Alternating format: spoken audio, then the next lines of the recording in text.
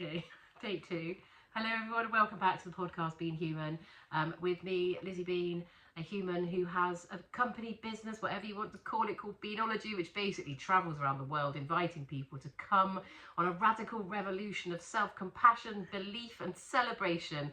And the more work I do in that direction, the more complex and complicated it becomes. That's me. And I'm joined on the sofa by... My name's Molly, a perpetually overwhelmed human, continuously advocating for radical acceptance of diversity of bodies and mind. I happen to work as a doctor, I work as a GP, I'm a workshop facilitator for Body Happy Org, and I have my own business supporting families of children with feeding differences, helping them move away from the kind of mainstream, very binary way of looking at food, which is very unhelpful, and the harmful way that we view bodies and fatness. It's great to be here. It is, and we're not in the sunshine shed with the carrots. We're on the sofa with crumbs, with the dust.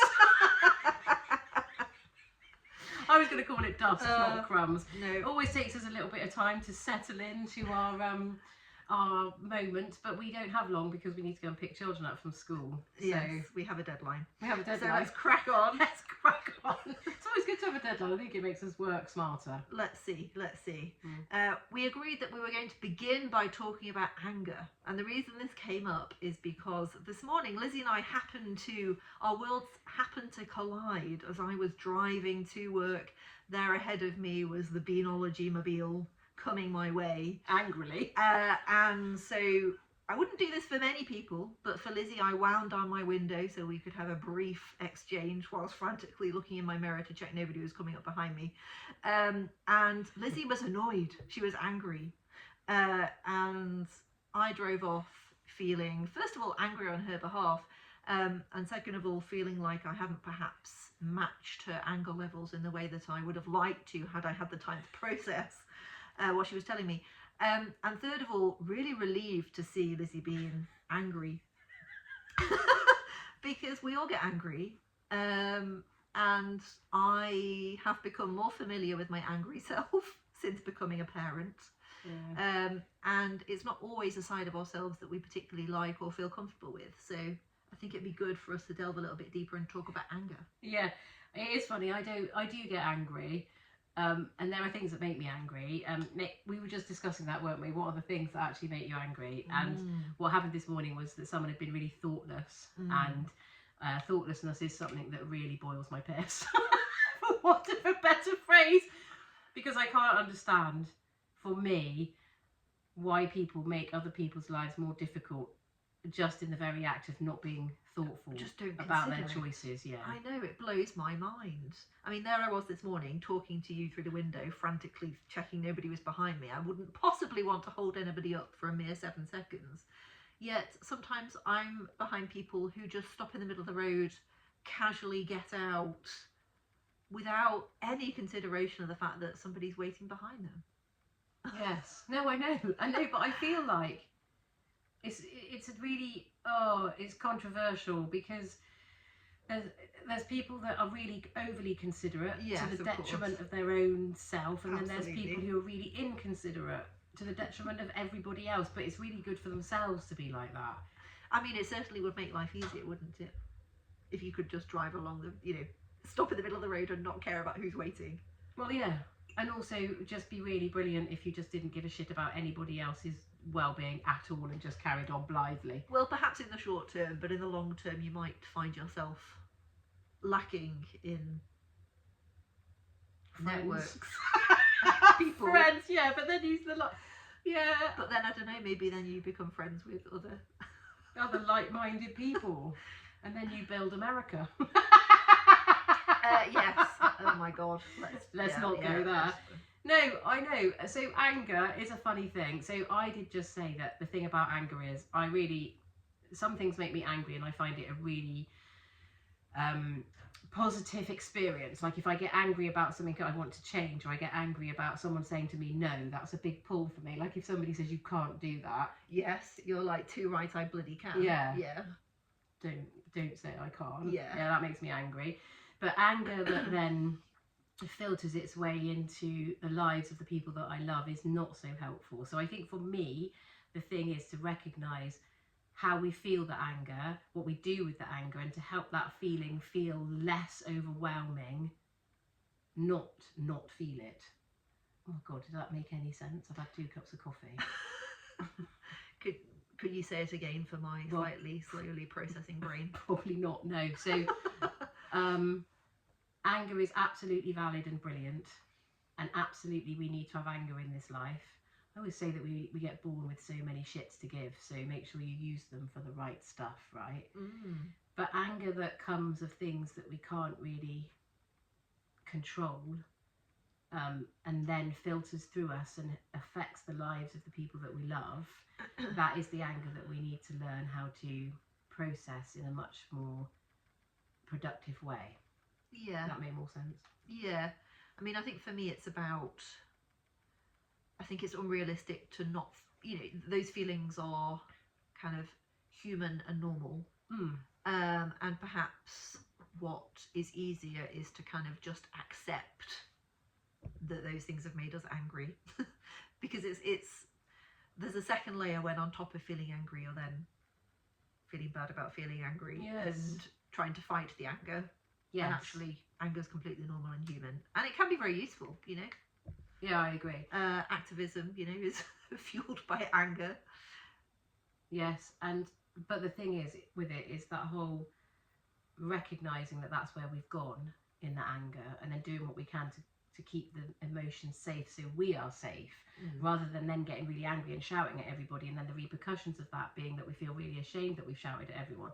And obviously in my head I'm like, well, recognise that you're human and shit happens. Yeah.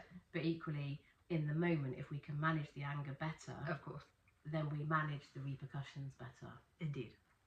And actually what I was just thinking, and I'm saying this out loud for the first time, so I may regret this, but I'm just wondering whether some of what I actually consider anger is not anger, it's the kind of emotional dysregulation related to the anger.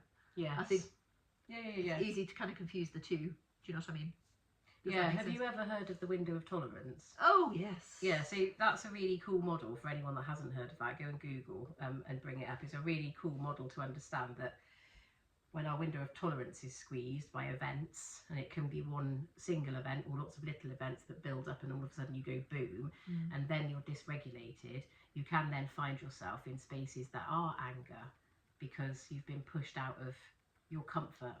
Yeah. And that's when I think you need to regulate yourself and pull yourself back into your tolerance so that you're using logic and love to drive your way forward, not the anger, which is actually, from a neuroscience perspective, a disconnect in your brain so you can't see things clearly. Do you ever get that? When you get really angry, I always feel like my head falls off and this like creature comes out of my neck like that, because I'm so not in control of what I'm saying. And you do that thing where you say, well then, you didn't do the washing up that day, and then you let the cat be sick on your shoe, and then you didn't clear that up, and then you left the house and you didn't shut the door, you didn't shut the window, and the dishwasher was left on, and you go down that whole pathway. Are you relating, or am I? I was just enjoying the accent that was going with beer. Like, that's our anger playing out in a way that's not productive, because then that just gets anger back at it, and then you end up with a whole ball of angerness.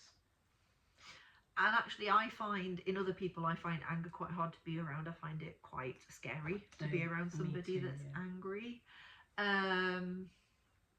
But again, is that anger, or is that their kind of emotional dysregulation in response to anger? Yeah, true that. But also it's that recognising that so much of things in life trigger us that people can't see. So if someone's shouting in the street, oh gosh, yeah, then we all, well, not all of us, some of us get anxious about that and feel worried about it, but they're not aware. Sometimes when I hear a market seller, and this is no disrespect to market sellers, tuppence a bag, or whatever they do. 10 for a pound your lighter, 6 for a pound your super glue. Come and cut my pear, or something like that. I don't think they say that. I really hope I've not just been really...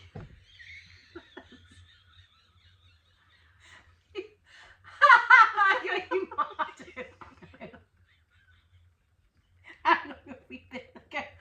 10 minutes. You've so far. Swooping statements on it. No, I think it's absolutely fine. Sorry if we just offended someone then. We were just embodying EastEnders. Which in itself is scary. I mean, I'm sure super glue sells very well, so it's a really valid business technique. Oh dear. So yes, it's understanding that. Oh, it's so complicated every time. Like every time we start off with a this is simple, where we end up, isn't it? Yeah, we start off with a simple thing, and then we realise how nuanced and complex it is. Yeah, gosh, absolutely. Like, and that the problem is there's two sides to every coin, and actually there's not. There's 400 sides to every coin. It depends on how many people are in the room. Yeah. But I wish people were better at recognising that. You know, we really do. And of course I understand that simple is easy. It's much easier to look at things in a simplistic way, and our brains, you know, like simplicity, but nothing is simple. You know, you see a man shouting in the street and yes, he's an angry man, but what else is going on there? Yeah, but also you see the woman respond who lives in a relationship that's terrifying, and that all starts with angry shouting. Oh gosh, yeah, no, absolutely. And that's the point. But this brings us back to the whole thing about me getting angry about thoughtlessness this morning, which was entirely valid. And, but I matched your level of rage after I drove off. But there is that whole flip-flop thing, of course, as I always talk about the flip-flop, is that it was annoying and it did frustrate me and I did get angry, but I was also late for work and I'd also, you know, said goodbye to the family not very well. So it wasn't just the fact that someone had been thoughtless, it was the fact there was other things involved in that as well. So by the time I'd got over the bridge and round the corner, the anger had dissipated. Yes. And of course, if you were going to apply a similar lens to whoever is being inconsiderate, perhaps they were distracted, perhaps there were other things going on in their life. Yes. No, I know, yes. But that's why it's really complicated. Why am I leaning in? I don't know, I think she's trying to get fresh. So what else makes you angry? Thoughtlessness makes you angry. The spiritual bypassing makes me really angry. I mean, what does that mean? Like, just forgive everyone and everything will feel better. Like, mental health is all related to, you know, I don't know, just this whole, let's not recognise the damage that trauma does to us. Let's just say, you know, it is what it is, and let's just forgive everyone and understand that everybody has difficulty, which is what we've just said about thoughtlessness as well. But like, it's not okay for people to be unkind. It's not okay for people to hurt you. It's not okay for people to be dispassionate and then just to say, oh yeah, well, I'll just forgive that and it'll be fine. Yes. Right. Sorry, I misunderstood. I thought you were saying that's what we should be doing, just forgive everybody. No, you're saying that's what annoys you. Yeah. Yes. And people find that funny about me because they think, no, but Lizzie, you're such a forgiving person, and actually I'm very forgiving of myself, but that doesn't mean that I'm not accountable for the stupid things that I've done. Because if I can't forgive myself, you know, I've got to live with myself. So it's not that I don't, it's just this idea that in the act of forgiveness you end up healing all your hurt. I find that really difficult. Yes. But then, you know, also with my forgiveness head on, like people find solace in that. So that's my interpretation of it, right? But like there are people that find the answers to their difficulty in that. So spiritual bypassing, thoughtlessness. Oh, yeah, and okay. This is I mean, there's a lot to be angry about, isn't there, really? In this world? Also I don't want to, like what I said a minute ago, we only get so many shits to give. So don't waste them on the shit that, like, stuff. Focus on the stuff that we actually can. I completely agree. We can affect. Yes. So one of the other things that makes me really cross, and I try really hard not to get cross about it because it's that whole stuff about body image and bodies and fat and thin and ideal weights and what we should look like. I get really cross about that, and I get really cross about it being such a big thing in our lives. But I'm also relentlessly compassionate to the fact that it's not it's not people's fault that they feel like that about bodies and body images, but it is our responsibility to fucking change it. Yes. It makes me very angry too. And I do think we all have a responsibility, particularly as parents, to break that generational cycle and to recognise our influence. You know, we can change that. It is so ingrained in us, and the thin ideal, anti-fatness is so pervasive. But we are in a position to be able to do that, to make, you know, our grandchildren not feel the same way that we've felt. And maybe even our children, if we're being really hopeful. Yeah, don't get really hopeful. No, okay. No, so Molly and I just had a row about this, but not an actual row, more of a heated debate about the same thing, because we both think it's possible to change the directive and the narrative about bodies. But I was saying that the problem we have is so many people aren't prepared to change the directive and the narrative. And if we were all far more body accepting of each other, like when people lose weight and people are astonished and say, wow, you look amazing, you've lost loads of weight, right? Stop that. Stop that.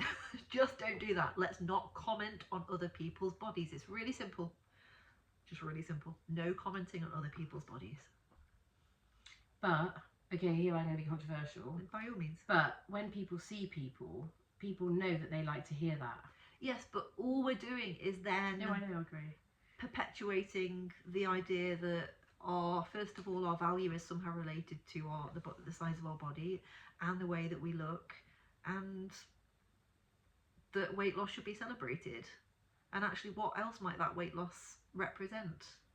You know, grief, mental health difficulties, chronic illness, yeah, cancer, all of the things, yeah. Ill health, eating basically. disorders, you know, yeah, like lots of not very good things. So there are so many easy things that we can all do to break that generational cycle. And yes, it is pervasive, but to me, the solution to that is not to say, oh, well, it's too pervasive, there's nothing we can do. It's to think about what we can do and the impact that we can all have. Even if that's really small impact, it's still impact that we can all make. And most crucially, it's impact that we can make on the next generation, on our children, and the way that they feel about our bodies. And I think if you're listening to this podcast or watching us on YouTube, you lucky fuckers, it's that we are waiting all the time to do something about it, but still sitting in old narratives. Yes. And it's uncomfortable for us to be accepting of our imperfect bodies because it's not what the world wants. And I even look around at like people working in the fitness and health industry and like the diet industry and I don't know, all those Herbalife things that you can buy, and pushing this rhetoric about thinner is better, thinner is better, thinner is better all the time. And I know how ingrained that is in all of us, but it's not a truism and it's not fair. And what impact does that have? What impact do those messages have that our bodies should look a particular way? You know, let's think about it. And the question that I'll put to you is, if we all existed in an equal world without any oppression, and you know, we all had the same amount of money and etc., but we all ate the same food and moved in exactly the same ways, would our bodies look the same? No, of course they wouldn't. Of course they wouldn't. Our bodies would differ vastly in terms of size. I always say to my children, like, yet we try and mould all of our bodies to look the same way. Like, because we're all structurally different anyway. Like, if you took my bones out of my body, I'd be messy. But my bones would look different to your bones. I mean, genetics are the biggest determining factor for our body size. Personal behaviours actually play a very small role in it all, which again goes against the messages that we get that, you know, people who exist in bigger bodies are that size because of the food they eat or the fact that they don't exercise enough. And you know, I've been around groups of 6-year-olds who've said, you know, made comments that would insinuate that's their belief, and these are 6-year-olds, so they all, you know, that's the belief that children have.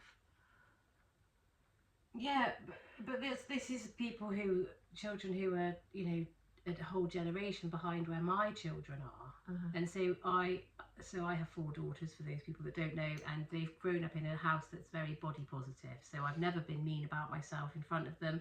I've always talked about loving every bit of your body. I used to walk around naked till they said, "Mum, please stop it," because it was starting to feel uncomfortable last weekend. But they still have come home and said, "I'm too fat. I want a thigh gap. I don't look very nice." And the problem we have, like, is that it's all well and good. Like, I'm with you. You know, I'm totally 100% with you, and I'm totally 100% behind everybody falling in love with themselves because they simply exist, not because they have to be anything. But we're fighting against a culture that is so toxic and so ingrained in everybody that I don't, and I know you're going to say, well, we just have to start doing it small, but I am doing it small and it's not having enough impact. It is having some impact though, and with time, and you know, this is why we're doing this. This is why it's important for us to be talking about this, because it's not talked about enough. And I guess what I would say is that, you know, we don't need to be loving our bodies. It's great if you can love your bodies, but it doesn't have to be about loving your bodies. It's just about appreciating your bodies for what it does. I get that too. But it should be about loving our bodies. And I know that's because I know why that's there, because we shouldn't be asking people. It's too big a step. I get that. It's too big a step. But like that, it shouldn't even be that we have to say to people, you're allowed to be kind to your bodies. Like, it should just be a part of who we are, the fact we're bloody alive. I think people forget. I think people forget that we're going to die one day, and we spend 75 years trying to be thin whilst we're alive, and then we die. I know, and how sad is that? How sad is that? Yeah. And constantly believing that our life will be better, that we'll be more successful, that we'll have more friends, that we'll feel better about ourselves when we're thinner. And actually, first of all, that's unachievable because most people can't sustain weight loss over a long period of time. And second of all, when they do become thin, if they do become thin, do you feel better? Does it actually change the way that you feel? Is it worth all those years that you've spent? You know, and I've heard really sad stories of people that spend their whole life wanting to be thin, and then they become really thin, and guess what? That's because they've got terminal cancer and they've lost loads of weight as a result of that. You know, they've achieved this goal and then they die. Okay, but then you get caught in the flip-flop, right, of eat the cake. Right, so that's where I'm at. I eat the cake, I eat the chocolate, I love food. I don't know if you know that, but I love food. But then when you try and put that into the world, you know, everyone eat what you want, do what you want, and then people do, and they love it, and they love life, and eating food is social and beautiful and lovely. And then they say, oh, but you know, I'm fat. And then there's that good bad scenario with food too. But that doesn't have to be. It's diet culture that has ingrained those good bad messages, and this is what I talk about when I refer to moving away from the binary, that there's so much more to food than its nutritional value.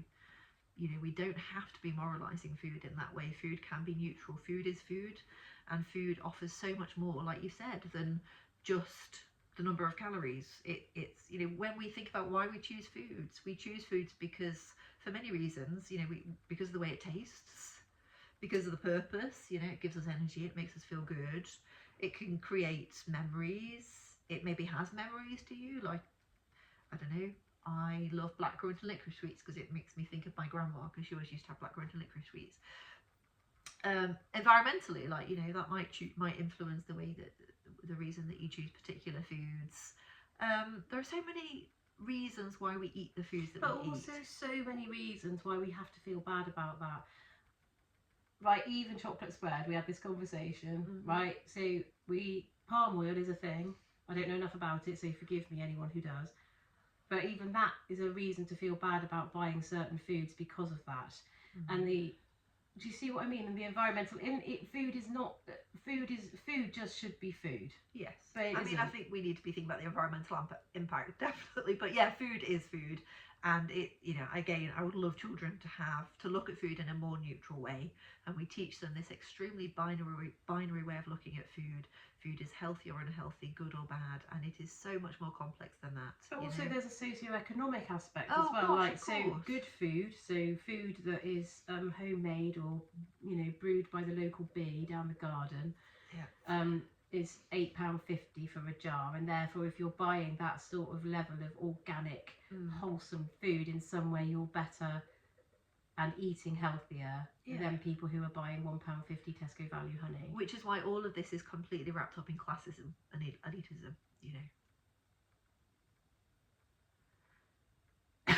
It's complicated. It's complicated.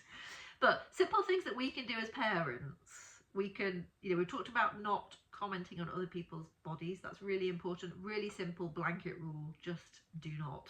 Yeah, I always say, particularly in front of children. Whenever I meet people, generally any person, to be honest, it's about lighting up in their company. So if you want people to feel lovely about who they are, it's about greeting them and saying, it's so lovely to see you. I'm so glad to be in your light. I'm so happy to be sat next to somebody who brings such joy to my life, as opposed to making it about what you look like. Yeah. Or the commodities that you give that other person as well, which is a fascinating thing. So next time you're tempted to say, oh my goodness, you've lost loads of weight, or don't you look great, just pause and think, what else could I say about this person? It's so good to see you. I've really missed you. You bring so much energy to the room. You make me happy. And also, but couple that with the idea that you could use all of that stuff with yourself. Yeah, absolutely. And show that, do that in front of your children. I've said this before. Our children think we're the most beautiful things on the planet until they hear us say otherwise. Yeah, I had a moment with my daughter in the car the other day where we were kind of pulling a face at each other, and then she was kind of watching me whilst I did something. And I still feel a bit self-conscious when somebody's watching me because it's not very nice. Yeah, dislike of my own face. And she said, "You've got a really big chin, mummy." And I had I had to work very hard at not responding by going, oh, don't say that, oh, I know, isn't it awful, or something along those lines. I had to work so hard at not doing that and think about, actually, what do I want her to hear? Do I want her to hear me cursing my chin and talking about how I don't like the way it looks, or yeah, no, totally. do I want to totally brush this off? Doesn't really matter about the way I look. Let's talk about something else. But it's a fascinating thing, that, because I've heard children say to other children, "You're really fat," and children then getting really sad about that. So rather than knowing that it's absolutely fine to be that way because that's just how you are, it's a really sad thing for someone to be told they're fat, because we've absolutely made fat a bad thing. It's not a neutral term. No. I mean, of course, nobody should be trying to upset somebody, and being mean in whatever way. But yes, we need to move away from fat being this negative word. It could just be a neutral descriptor, in the same way that you say somebody's tall, they've got curly hair, brown eyes. That's the place where I would love for us to get to. It's interesting. I wonder where the word fat, I wonder when fat became an insult. I might Google. We could ask Alexa, but let's not. I'll write it down and I'll forget what that means. So anyway, simple things. Yeah. Don't comment on people's Don't comment bodies. on other people's. Don't comment on your own bodies. If you're going to talk about your body, talk about what it does rather than what it looks like. Although even that's controversial, sorry. That's okay. Because, that becomes weirdly competitive. Like, oh, look what my body can do, look what it can't do. I don't necessarily mean it in oh yeah, look how strong my body is, because then that's kind of feeds into ableism a little bit, because of course, some of us can and some of us can't. Some of us can and some of us can't. Some of us are disabled, some of us have chronic pain, etc., etc. But body appreciation, appreciating your body for allowing you to kind of live in the moment and respect it. I work with lots of people, as we know, and one of my clients needs to have some medical intervention, and they'd been back to see the specialist, who told them that they were too fat. Yeah. And this is sadly the health service that Yeah, and then I was thinking about that. I work in. Like, I get that, I understand that that's old-fashioned, and there are doctors who are trying to change that and make the world much more not like that. Yeah. Because, like, if you were suddenly, you know, if somebody who was fat was in a car accident and then they needed emergency help, they wouldn't be denied the help, but they're denied. Yes. They're denied it if it's an elective or it's and not. funnily enough, they're not denied it if it's elective bariatric surgery, I should add. Oh yeah, stomach. Yes. Because that's what I was saying. Yeah. Like, so if you want to have a, what's it called? What you called it, a posh name. Bariatric surgery. What's it called? Like gastric bypass. Oh, that one. Yeah. That's in my life. Yeah. So if I wanted to have a gastric bypass, I could go and have one. Yes, but if you wanted a knee replacement for chronic knee pain, then that would be put down to your weight. Yes. Yes, it's deeply unjust and contributes significantly to health inequity. But if you have a gastric bypass, sorry, I'm just going off at a tangent. If you have a gastric bypass, does that work? When I say work, everyone, I don't mean, oh, I'm going to be thin, so I'm going to be happy. I mean, does it stop you eating so you don't? Well, I mean, it does stop you eating. We don't really have much long-term data, and there are lots of, anecdotally, I meet lots of patients that 15, 20 years down the line are heavier than they were before they had a gastric bypass. But it also causes an awful lot of, you know, it's completely changing an organ. It's massive. It's a massive deal. You just said organ then, and I literally wanted to snigger. So immature.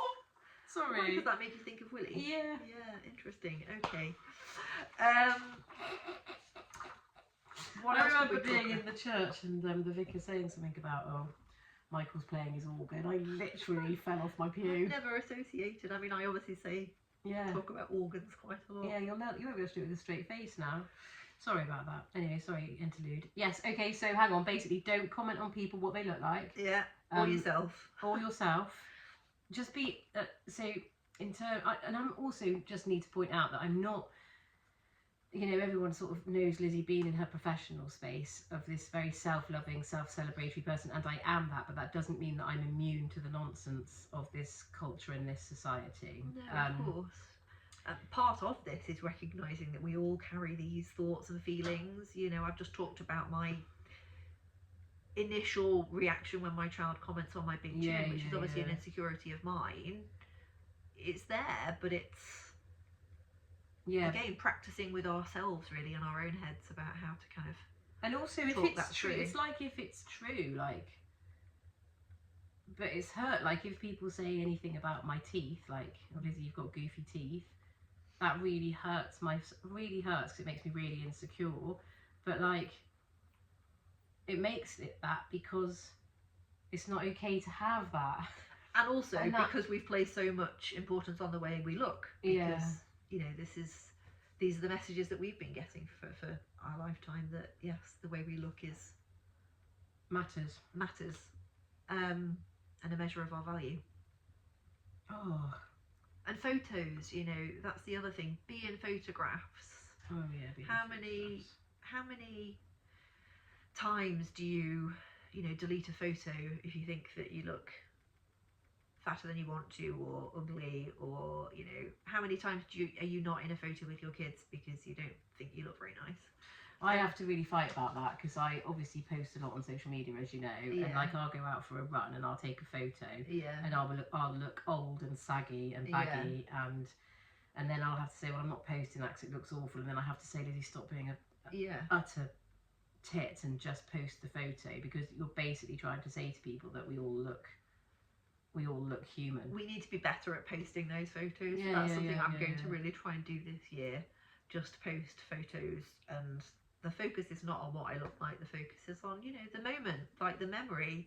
I'm enjoying it. I'm having fun, and that's. But also, what I want my kids to wonder, see. like, if you posted a photo of you that you deem to be ugly and unattractive, I probably wouldn't see that. No. I'd see, oh, there's a picture of Molly. Yeah, because we're all slightly self-obsessed. Yeah, it's a bit much, isn't it, really? But it's so true, isn't it? Yeah. Well, my daughter, again, took a photo so that she could have, like, a picture of me on the contact on her phone. Oh, yeah, nice. And she completely caught me unawares and just kind of took it and then showed me the photo. And again, I had to fight so hard because, of course, my instinct was to be like, oh my God, I look awful, delete it. But I didn't. But you didn't, so she's kept it. Okay, She's kept it. My children, who are a bit older than yours, will look at photos and say, oh, Mum, you won't like that photo. Oh, that's a shame. Well, so I've obviously... No. No, but I must have given them that. Well, it's never too late to... No, but also, I don't think I have given them that, but like that is their conditioning in the world as well. Yeah. But the only way we're going to change that is by small little bits of impact that we can make. I'm weak because it's a big challenge, and I live this intentional way of living all the time, and I really mean it, but it is a big, it's the sort of invitation where I say to people, this is what I believe and this is what I see, but you need to come with me. But people, it is a struggle. Of course it is, yeah. And I was talking to someone in a school, and I was talking to a group of sixth formers, and their answer was, well, if I don't like what it looks like, I'll just pay and get it changed. And I said, but that's really sad, because then we're giving money to people because we think that if we alter the size of our nose or our chin, we'll suddenly be worth more. But actually we won't. We'll have less money and a smaller whatever we might have. No, so I am on board. I'm on pleased. I'm on board, but it has to. I think what we're trying to say is that this. I can talk to 1,000 people. You can talk to 1,000 people every day about the importance of being positive about our own bodies and our own minds and our own personalities and who we are. But those messages need to come from home. And that is also us understanding that people at home have their own dances in this space. This is not about blame or shame. It's about acknowledging what your own internal struggles are with how you look and how you feel about your body. And then thinking to yourself, I'm not going to fucking give that to my children. Yes. That is the biggest motivating factor, isn't it? Yes. Yeah. I just got angry then. Well, good. Because it is. I've just wasted one of my shits. That's not a waste. This is not a waste. This is a good use. It's an investment. Yes. So, okay. So, don't talk about bodies, as in when you meet people. Don't say you've lost weight or whatever it might be. Talk about make food neutral. That's another thing. Definitely. Yes, we've said that. Definitely. And also this whole. That is also part of this. Oh, it's January. I'm being good in January. Yes. Or I'm being good when I go out for a coffee shop. So I said the Yes. other day, and I think I might be overdoing it. I said, I'm going to be good and have some cake. Yes.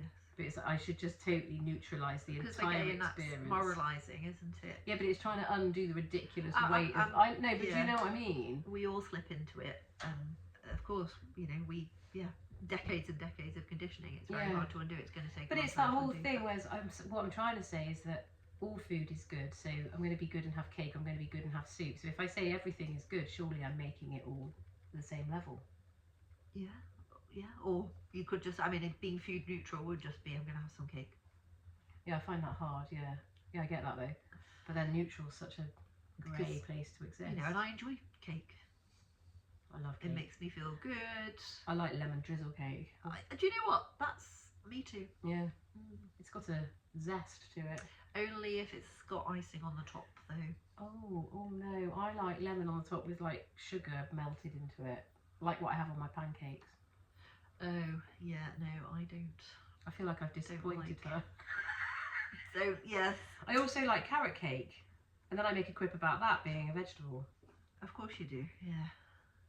Is that like, what do they call it in Slimming World? Sin? S-Y-N? Oh, yeah. And what's the other one? What's the opposite of a sin? Fucking great.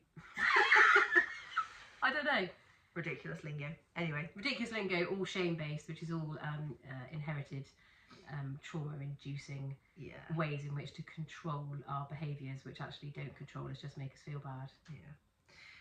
Anyway, this is tricky, and so much love for everybody who is walking this tightrope. Yeah. And, we're all trying our best. We are all trying our best. Oh my God, I'm going to be controversial. Oh my God, no. I really hear people, and I really understand. I'm also a middle-aged woman, and I'm also someone who's danced ridiculously in all sorts of self-loathing, self-loving spaces. But if we do not become the change that we want to see in the world, we are not going to give our children a life that is free of this utterly fucking ridiculous nonsense. That's not controversial. Well, it is controversial though, because obviously it's hard for people to change. But the point is that we want to gift our children that. We have to. That's the biggest motivating factor, isn't it? And it means when you go out for dinner with your children, don't do the food neutral thing. Yeah. Also, they do bloody calories on everything. Oh, it's awful. It's horrible. Yeah. But that actually really scuppers me a little bit, because obviously I have this ridiculous dance with it, and then I have to flip-flop. No, Lizzie, don't be ridiculous. Just eat the fucking burger if you want the fucking burger. But it's harder to do that when you're confronted with the thing that you're trying to forget about. Yes. But isn't that the point? It's supposed to make you more conscious. It's making you consciously choose healthier options, which I know will make you cross. It does make me cross. But anyway, we're nearing the point at which we have to go, and I have to go and collect children. So oh my God, I'm not we've going only just started to rant. Amazing. But it's good to talk about it, and we were going to try and do something where we talked about it with people, weren't we? Oh yes. Oh my God, yes. We're actually doing a live, aren't we? Yeah. Do you know when that is? No, I can't remember. I'll put it in the blurb. Our plan is to talk about bodies, body image, food, how to be kinder to self about our bodies, more accepting, and we're running an online workshop in March. The date which escapes me, but I'll put it in all the blurb. Yeah, and we would love to have loads of you there, and for this to be a conversation with lots of people. Because ultimately, what's starting as a ripple needs to become a wave, and the fact of the matter is that Molly and I only have so many feet to kick about. And what Molly and me, I just saw it. I should say Molly and I. What's my English doing? Oh, here. There we go. It's 7 o'clock on March the 3rd. There we go. Monday, March the 3rd. And it's really about the more people that can start singing these songs, the more ripples we can make. And the more ripples we can make, the more lives we can touch. The more lives we can touch, the more people can become more body accepting. And ultimately, that makes us all have happier lives and lives that feel nicer. Exactly.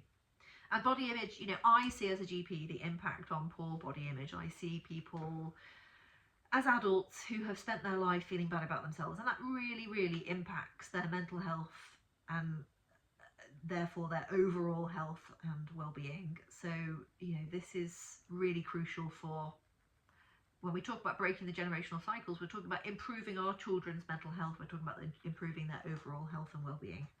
And ultimately, right, that's what we all want. Yes. Defo. Well, hopefully we'll see you on the Monday. If yes. not, I hope you've enjoyed today's session. And we now need to go and collect children, because alongside being actual legends with our pants over our jeans, we are also parents and a little bit weird.